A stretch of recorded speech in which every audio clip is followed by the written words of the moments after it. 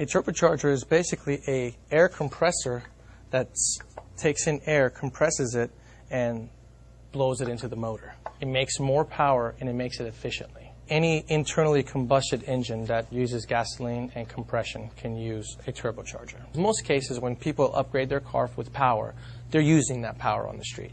But if you're not using it, a turbocharger can actually give you more gas mileage because it is atomizing the air. When it's not producing boost, it's actually atomizing the air, causing it to burn better. So you don't get as much fuel, unburned fuel through the system. You actually use up all your fuel and you'll get better gas mileage.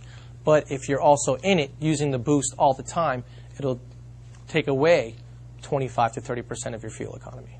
Wastegate is basically a bypass valve that is installed on the hot side before the turbocharger. It's a little valve that has it's got an inlet and an outlet. Exhaust gases come in here before the turbo, and this will regulate how much the turbine wheel and the turbo spins. When you're turbocharging a motor, this is what's going to come off. This is a stock exhaust manifold that typically comes from the head where the exhaust is, goes down and hooks up to your exhaust and goes out the back of the car. We take this off and replace it with a turbo, which this is the hot side of the turbo. You replace that manifold with this manifold. It's a log manifold that the turbo sits on.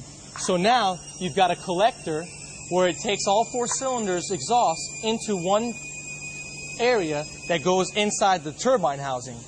The turbine housing is the hot side.